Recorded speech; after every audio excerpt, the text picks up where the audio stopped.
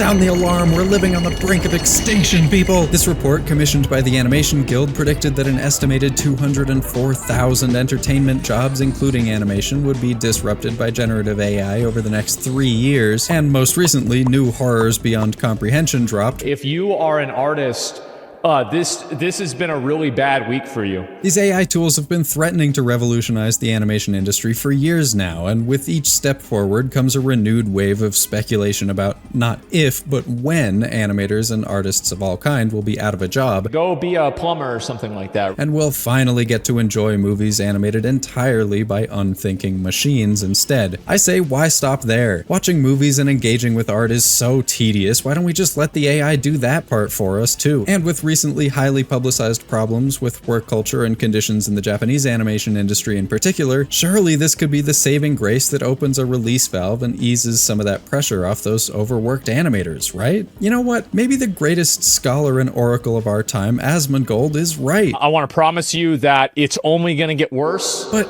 as far as I can tell, this big revolution doesn't seem to actually be happening. There are a few relatively simple but labor-intensive tasks in the animation pipeline that, depending on whom you ask, it seems almost inevitable will be handled at least in part by AI tools, the most compelling of which is in-betweening. I can see how people with little understanding of the actual process of animation could think in-betweening is essentially a robotic process anyway, which is just begging to be automated away with little to no downside. But hopefully through this video you'll realize that it's nowhere near that simple. I want to get a comprehensive picture of where the technology is at and see if I, the worthy and agreed upon representative of all living creatures everywhere, can defeat the AI in a battle of animation prowess. But first, I need to actually make a piece of animation to test. I'm always trying to improve my animation, and I really wanted this to be high enough quality to stand up to the machines. I have a pretty good understanding of animation fundamentals, but it's really two skills in one: understanding motion and actually drawing the images to create it. And my actual drawing and line work skills have always lagged behind because my brain don't work too good, leading to lines that feel tentative and inconsistent. And that's where this video's sponsor, Skillshare, comes in. I often get comments from aspiring animators who say my videos help them understand and appreciate animation, and I love to hear that. It's one of my favorite types of comments, in a close third behind "What in God's name is your avatar?" and "Watch the Spanish dub." And if you're one of those people, you might be interested in any of these animation classes that can walk you through everything from fundamentals of motion up to advanced techniques with specific software. For my purposes though, the third part in Brent Evaston's Drawing Laboratory series, The Language of Line, was perfect. More than just a tutorial, he goes in depth on the ways that even the simplest line can convey meaning and feelings, whether you intend it to or not, which is really what this whole video is about, and gives a series of hands-on exercises that helped me consciously control my line quality. When you join, you instantly get access to thousands of on-demand classes in illustration, motion graphics, photography, basically every creative topic you could think of, taught by industry experts. The first 500 people to use my link in the description will receive a 1-month free trial of Skillshare, so get started today. They also use a color palette in their branding that's almost the same as my own,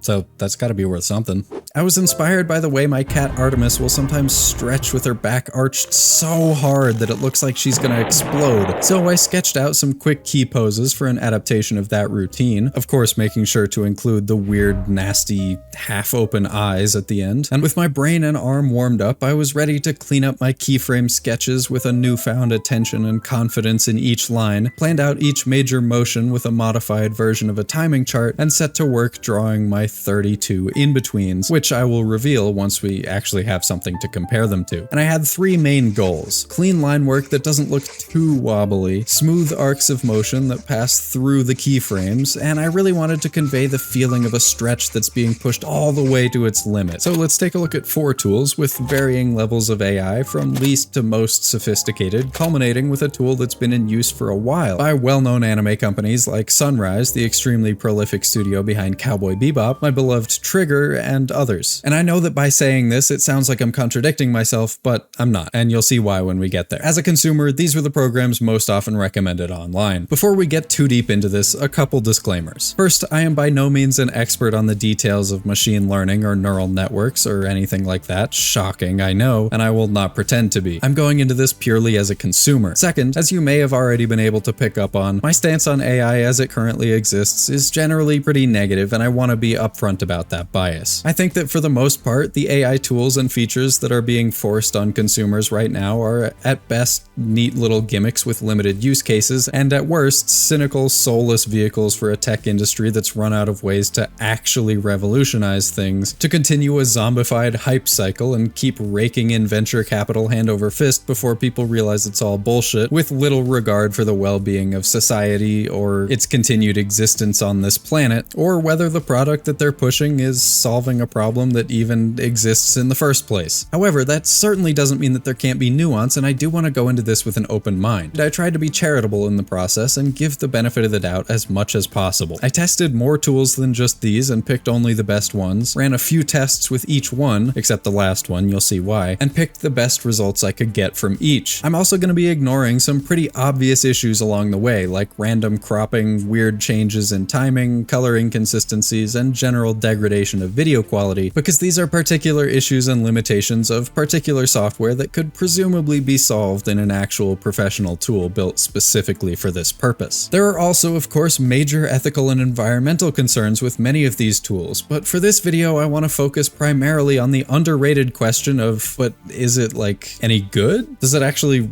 work if I try to fit it into an actual animation workflow? And is it actually any better than the other tools that we already have? Tools for automated in-betweening, or tweening as it's sometimes called in digital animation, have been around for more than 2 decades at this point. The very first animation software I ever used was a humble program called Macromedia Flash, which would later become Adobe Flash and then Adobe Animate. In 1998, Macromedia Flash introduced a feature called Shape Morph, which by the time I was using it would be renamed to Shape Tween, and allowed users to draw a vector shape on one frame, a different one on a second frame, and watch as the software made its best guess at which parts of the shape should match up with which and morph from one frame to the other. Pretty neat. If this was invented today, I'm sure it would be branded as AI. A few years later, digital software had come a long way and people were starting to experiment with frame interpolation through a concept called optical flow with live action footage. This is a similar process as Flash's motion tween, but using pixels instead of vectors. To simplify a lot, a complicated algorithm analyzes a piece of video, tries to figure out how each individual pixel moves from one frame to the next, and over the years the technology has been integrated directly into various video editing software and even TVs for some unknown reason. It can work fairly well for simple live action footage, but quickly falls apart when faced with complex motion or too big of a jump between frames. And that's where AI comes in. Our first contender is an AI-based frame interpolation software called FlowFrames. It's not technically meant for generating in-betweens, it's just meant to increase frame rates, but when you think about it, that's really just adding even more in-betweens between the in-betweens, so maybe it'll work as a first step. It actually lets you choose from a handful of different AI models, and the one that I found worked best was Rife. While these are all primarily built for live action video, Rife did have a version intended for 2D animation. To be super charitable, let's just use the optical flow built into Premiere as a baseline. I compiled my hand-drawn keyframes into a video file at 24 frames per second and plugged it into FlowFrames. So here's the version interpolated with optical flow in Premiere, and here's the FlowFrames version. We're not looking too great so far. This is what technology is for. Thank God. Both are jumbled messes. The FlowFrames version looks better at first glance, but when you put the still frames side by side, it becomes clear that it's making all the same mistakes. It's mainly just better at blurring and smoothing its output so that the mess is slightly less abrasive to look at. I did also try taking my full animation and removing every other frame to simulate a more realistic use case where I just draw half as many in-betweens instead of none at all. Yeah, that didn't work either. It can almost handle the absolute simplest parts of the frames, but it falls apart almost immediately with anything more than just nudging a straight line by a couple centimeters. To try to get a broader view of AI's efficacy in the anime industry, I also tested each tool with 2 bits of actual S-tier professional key animation. From this unforgettable sequence from Freerun Beyond Journey's End, I've taken this. Freerun is of course one of the best looking 2D animated shows in recent memory, but I wanted something as simple as possible. A best case scenario for the AI. In fact, it's so simple that even optical flow in Premiere gets at least a little bit of it right. So I had high hopes that maybe FlowFrames could actually handle Right off the bat, it just gave up and crossfaded from the first keyframe to the second for some reason. It does get most of the lines in the bottom half of the face right, but, well, optical flow only does a little worse there anyway. On the other hand, for a worst case scenario, we have this cut from Mob Psycho 100. There's complicated movement, head rotation effects, and parts of this guy's body move in and out of the frame. It should prove extremely difficult, but if AI is to take over the industry and change anime as we know it, it'll eventually need to be able to handle something like this. Unsurprisingly, FlowFrames is completely stumped. It just churned out a bunch of noxious sludge. We are trying to push this beyond its intended capabilities, but I'd call this an unmitigated disaster. One of the programs that I've seen recommended for AI in-betweening the most, and which has probably spawned the most YouTube videos titled some variation of "AI just changed animation forever," is ToonCrafter, an open-source diffusion model released last year that's designed specifically for 2D animation and in-betweening, and seemingly anime in particular, based on the examples they show. Also, side note, I just find it kind of funny how many of their examples involve panning across painted background art or manipulating 3D models, a solution without a problem. This one's just a 3D model of an airplane sliding across a static background image. There's no frame-by-frame animation going on here in the first place. Still, some of these examples do look kind of impressive, so I had high hopes for this one. And I think it's time we revealed my fully hand-drawn version to compare it to, so here it is.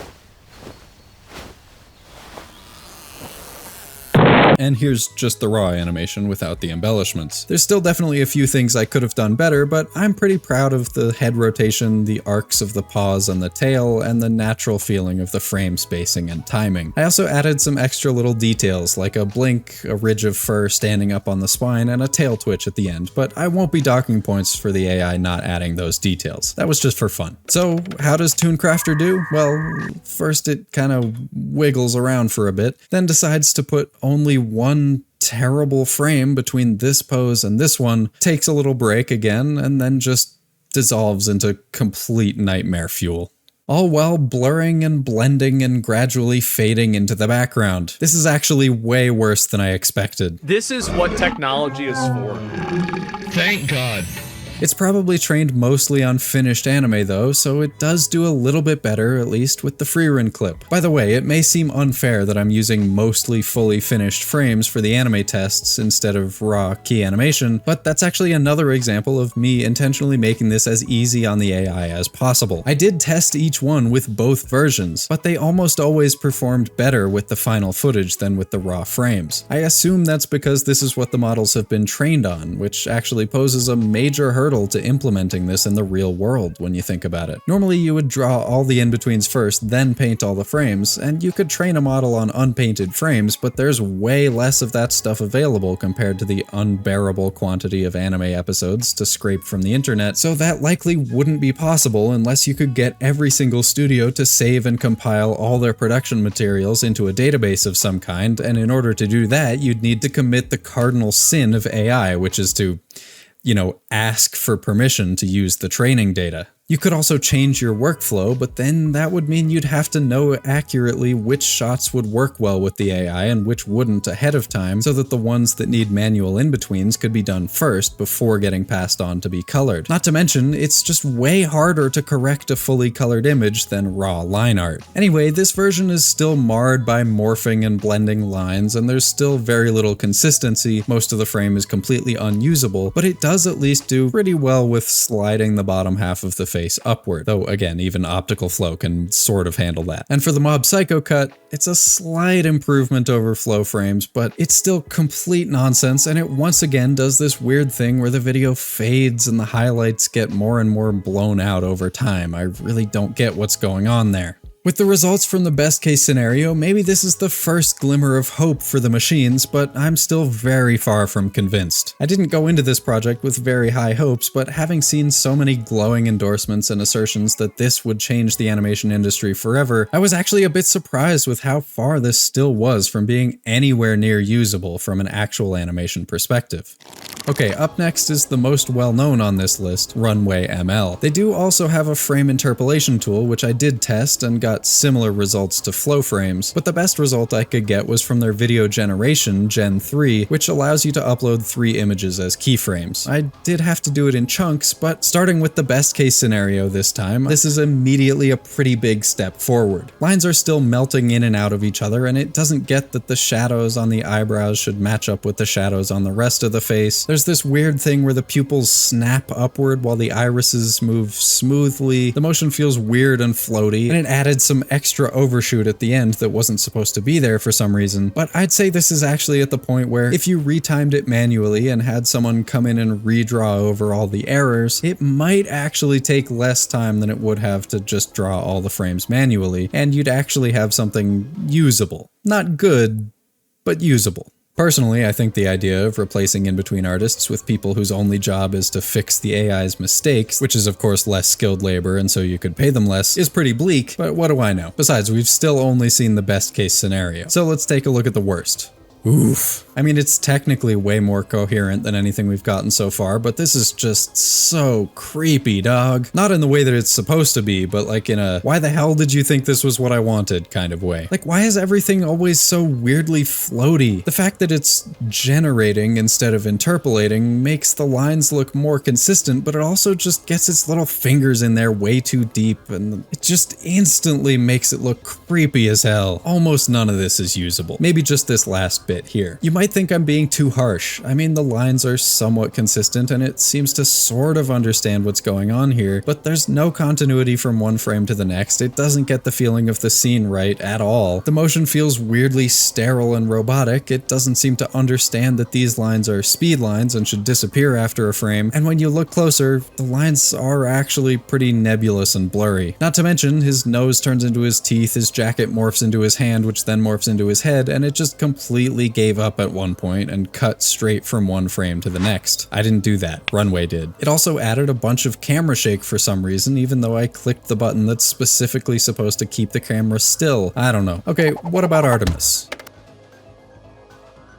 Hey, it even added in a blink just like I did. Or tried to, at least. And a free leg for my trouble. Once again, this last bit is almost usable, except for some jacked up whiskers and an ear that flips around and changes color. It really doesn't seem to understand when lines intersect, but do I need to explain why the rest of this is bad? Do you get it? You probably get it. This is what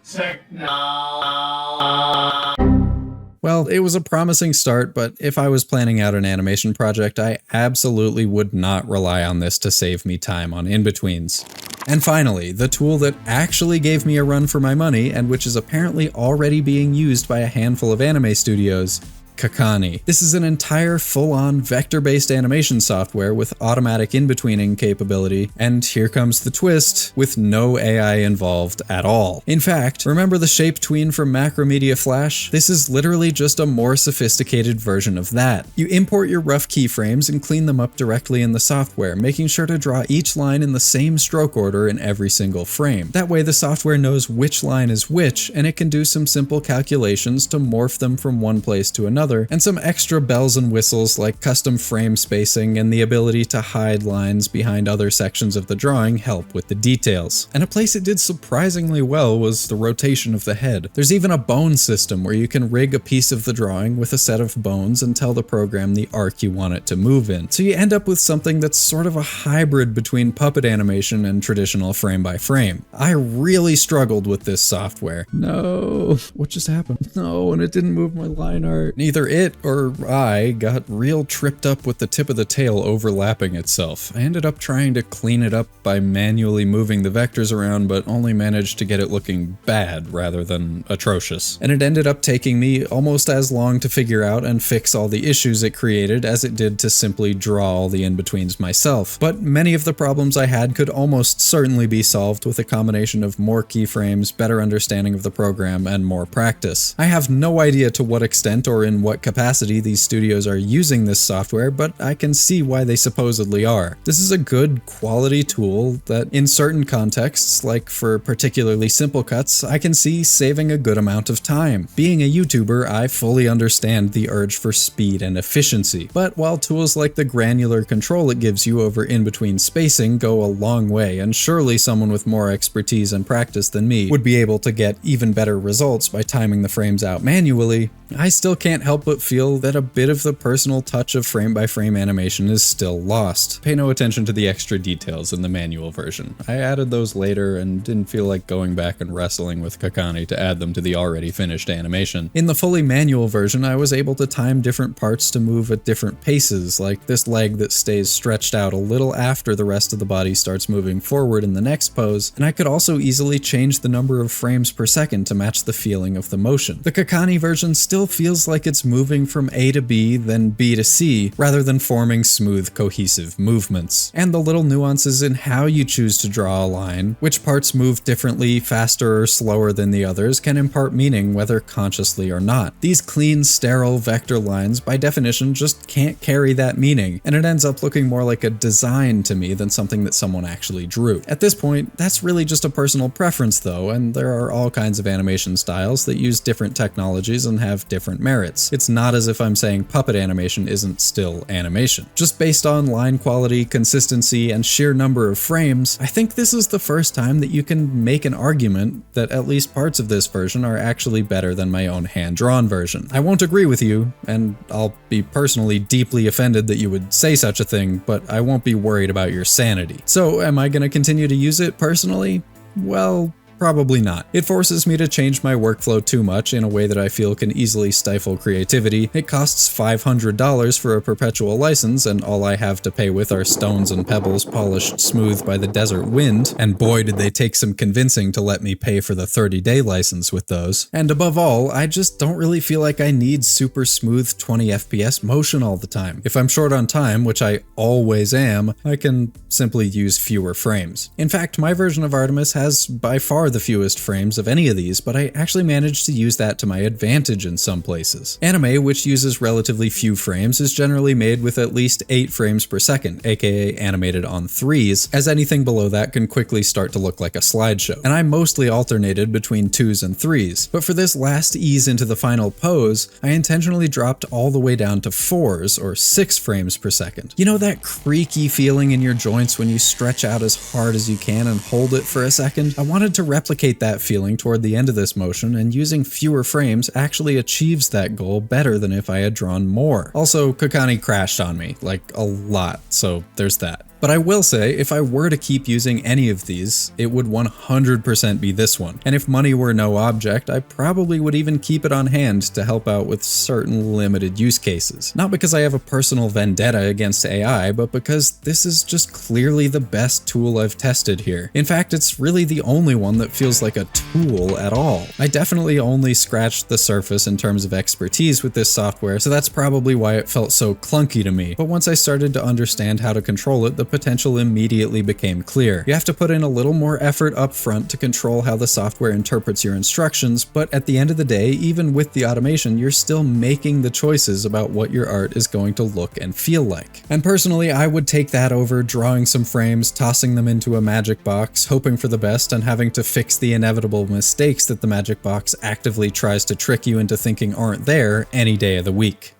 Even Flim's Day. There is a ton of hype around this stuff, and a lot of that hype seems to come from the idea that if and when these tools achieve widespread adoption, which again I'm skeptical about, that will somehow mean animators will be less overworked and maybe they won't have to sleep in the office anymore. And I can understand why. If you don't know a whole lot about the process of animation and in-betweening, that would seem like a good idea, and it would look like these tools are just on the cusp of getting there. Of course, there's also the moral question of whether it's good or bad to automate things and increase increase productivity while destroying jobs, which is outside the scope of this video, but questions of morality and artistic integrity aside, this type of widespread automation that people are pushing for would likely also materially damage animation industries, particularly in the specific case of the anime industry, because of the way it's currently structured. See, the anime industry is already suffering from a severe lack of trained, skilled talent for a number of reasons. One of the major ones being increasing reliance on outsourcing in-between work to other cheaper countries. Many of the greatest animators got their start doing in-betweens, honing their skills while learning from the key animators above them. But with an increasingly fractured industry where much of that work is done overseas, that career path is blocked for the majority of people. That means fewer new key animators are entering the workforce, and a higher share of the ones who do are jumping straight in without having cut their teeth on in-betweens, which leads to more mistakes that need to be corrected, which ultimately means more work just keeps getting concentrated on the desks of the more experienced animators and directors. I'll link an article about this problem in the description if you want to learn more. I'm sure you can see why automating away even more of that work might lead to less outsourcing, but would only make this problem even worse. And those Japanese animators you rightfully want to not have to sleep at the office as much, well, those are generally key animators, not in-between animators, which means their heads will only become even more acquainted with the surface of their desks as their predecessors retire and they try to pick up the slack while fewer and fewer fresh faces file in to replace them. I got a lot of comments on my last video that was somewhat about AI, and I'm sure there'll be more in the comments to this one too, along the lines of, "It'll get there, you're just being a hater."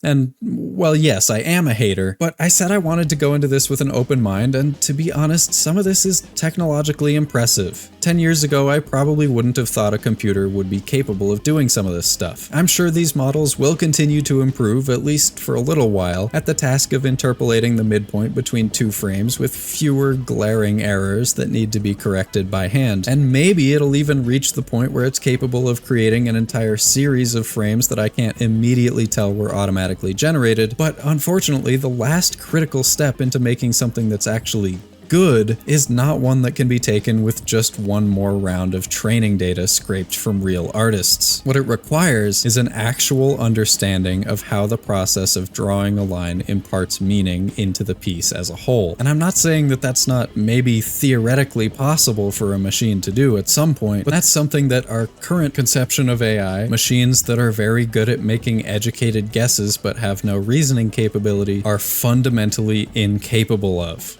And I'm not just talking about vague notions of human touch and intention like in the look back video either. I'm talking about the actual literal quality of the animation. And besides, we already have automation tools that allow us to do the same thing but with actual control over the outcome and no AI whatsoever. I wish I could end this video by saying confidently that this stuff will never catch on.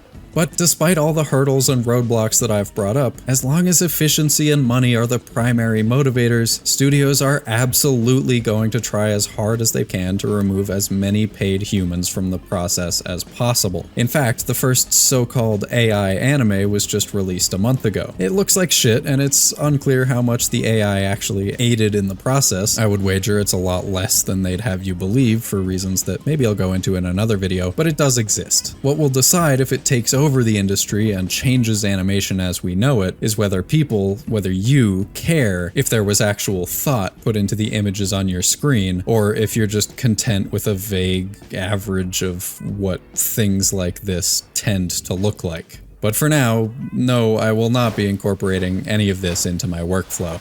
I'm happy with my version. Even Blim's Day, even Crim's Day, even Queer's Day, Blur's Day, Smork Day, Drimp Day, Plard Day. Okay, one of those will work. Thanks so much for watching all the way to the end. If you liked this video, you might also like this one that's about to pop up on the screen, and remember to check out Skillshare if you want. Thanks so much to my beautiful patrons who really know how to grab life by the horns, you know what I'm saying? Smackintosh, Scorpiante, KDL, Retrohime, Serial Isle, Leia Pico, Nutaf, Patrick Davison, Arborix, June, Dr. Yola McSwag, Grav G, Squid Goo, Joe, Fuggle Nugget, Annie, and Sammy Z, as well as all the other names you're seeing on the screen right now.